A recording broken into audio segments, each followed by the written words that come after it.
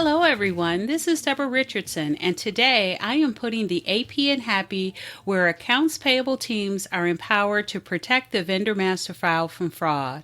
This podcast will give a voice to accounts payable team members by talking about the growing reality of cyber attacks in their world and which vendor setup and vendor management techniques they can apply to protect the vendor master file from fraud.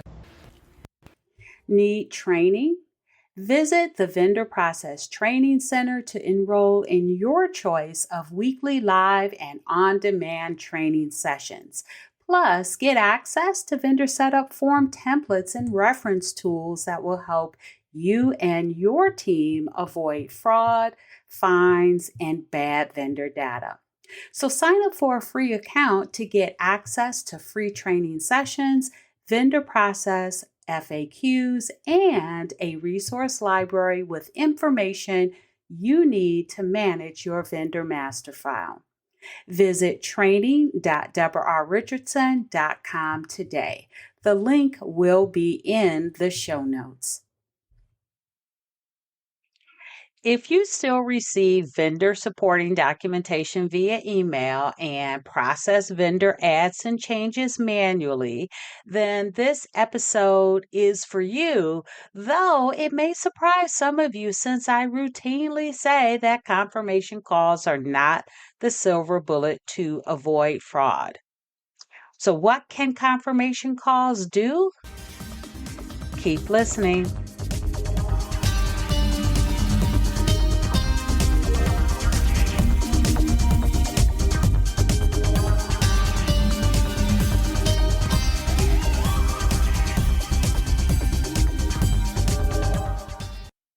Welcome to episode 328.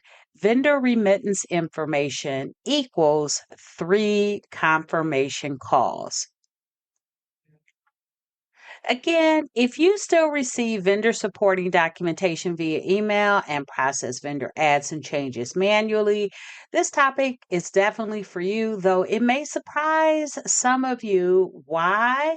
Because if you follow me for any amount of time, you already know that I see red when the quote unquote single solution to payment fraud is to simply make a call to confirm bank changes. Now, I've expanded this to also changing remittance addresses if you have check payment vendors, because fraudsters are also after their checks now. But usually that statement is said by someone on a separate team that does not understand how difficult it can be and that it's not a silver bullet. Otherwise, if it was, right, there would be no payment fraud. And yet, here I am recommending 3 confirmation calls.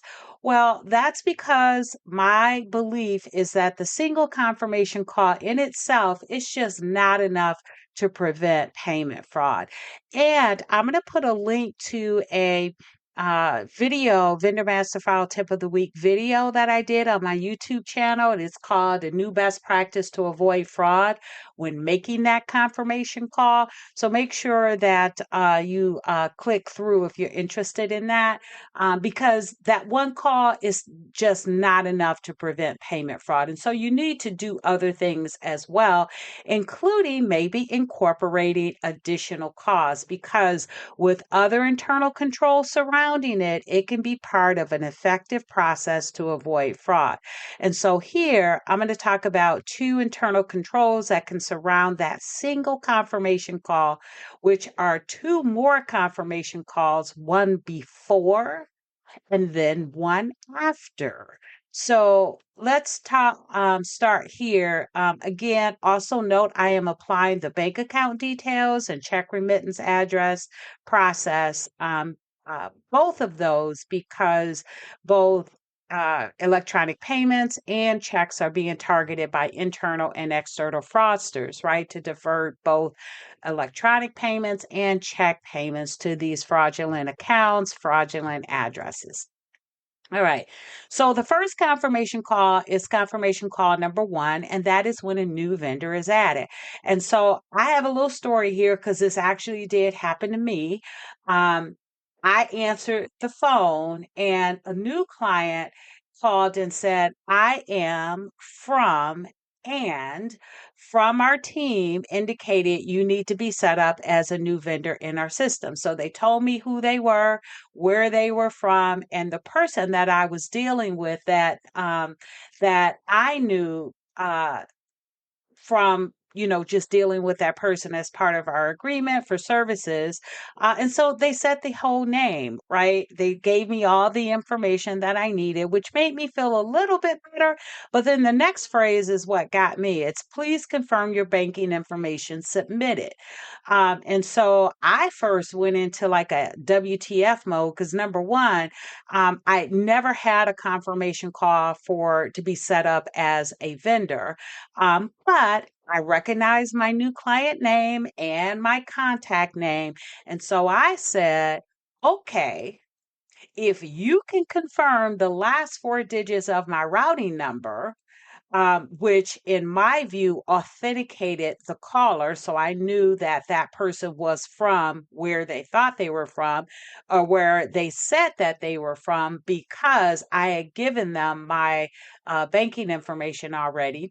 So I said, if you can confirm the last four digits of my routing number, I can confirm the last four digits of my bank account number. Now, keep in mind, nobody needs the whole of anything. You don't need the whole routing number. You don't need the whole bank account number in order to authenticate, which is what I was doing. Because remember, you don't know where that point of contact from your vendor is. They could be in an airport, they could be hybrid working at a Starbucks, and you don't want them saying the whole information. And so, actually, it worked because that person did give me the last four digits of the routing number. And so I gave them the last four digits of my bank account number, which by themselves didn't do anything. But if you already had it, which she did because I gave it to my contact, then it was fine. So before that call, really consider making a confirmation call when a new vendor was added. And how does it help to deter fraud? Well, the confirmation call can be assigned by a different team member, triggered by a new account in the system. So it deters internal fraudsters from creating fake vendor accounts, right? Because somebody has to approve or someone has to make that confirmation call when a new vendor is set up.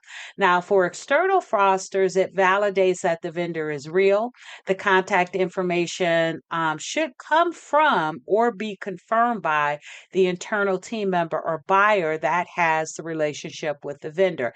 Now, that's one of the reasons why I really push for an internal request vendor form, because they can give you the internal team member that has the relationship with the vendor can give you the accurate information and that you need to contact the vendor with.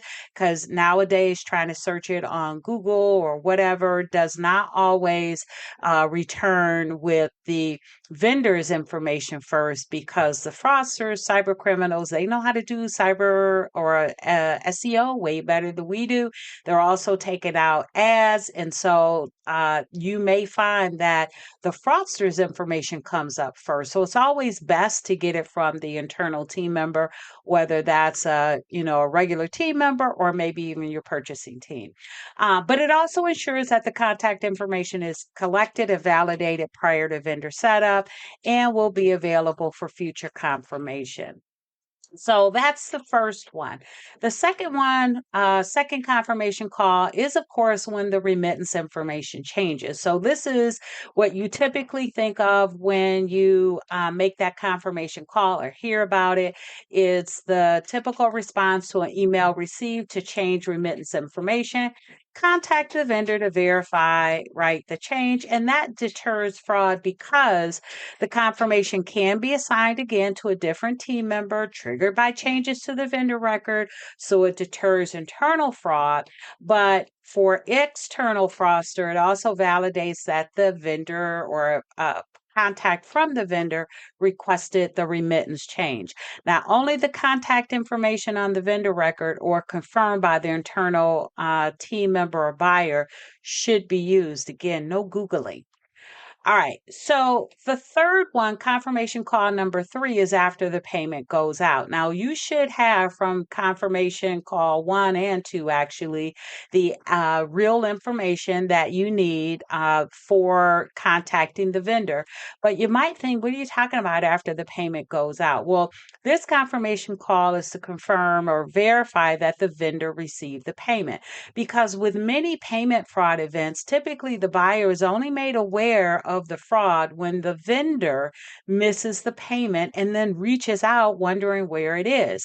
So that could be days, it could be weeks, or months later, at which time the threshold to recover the funds that your bank has in place, that could be long gone. And so by reaching out to the vendor after the payment is sent, you can deter or detect fraud faster and then increase your potential to recover the funds.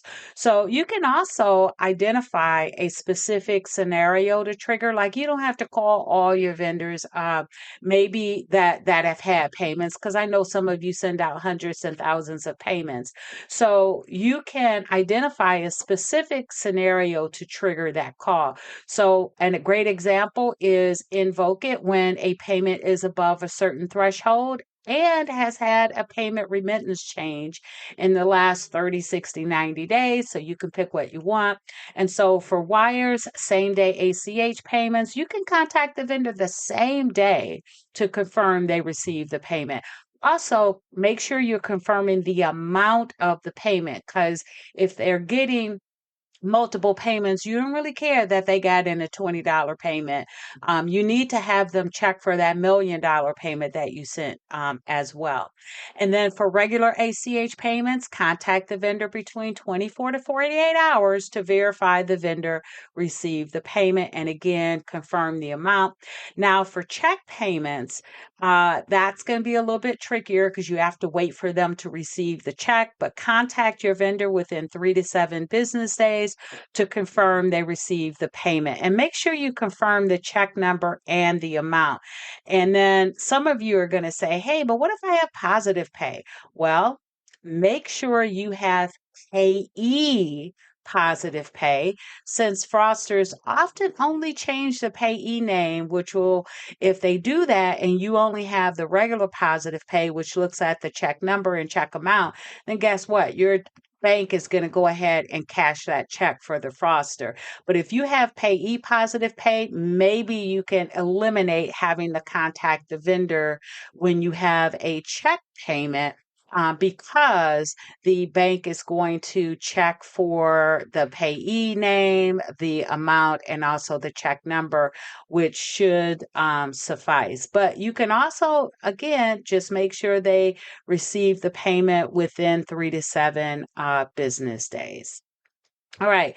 So those are the 3 confirmation calls I recommend: when a new vendor is added, when remittance information changes, and then after the payment goes out. Now, as for the confirmation calls themselves, I actually did have a series of podcasts. I think it was episodes 314 to 319. It was 5, so maybe it's 315 to 319, but I had 5 different confirmation call scripts, different scenarios for confirmation calls, where you actually put some authentication into those calls. And so I gave you the whole script and everything. So make sure you check out episodes. I think it's episode 315 to 319. So make sure you check those out if you're interested. Also, make sure you click the description for, or go to the description for, or the show notes for the Vendor Master File Tip of the Week, where I talk about a new best practice to avoid fraud when making that confirmation call. Fraudsters are evolving, everyone. All right, so thanks everyone. I hope you enjoyed the 328th episode of the Putting the AP in Happy podcast, where accounts payable teams are empowered to protect the vendor master file from fraud. Don't forget to check the show notes for the links mentioned in the podcast. And if you enjoyed this episode, consider subscribing and writing a review of my podcast on the platform that you use to listen. Stay happy.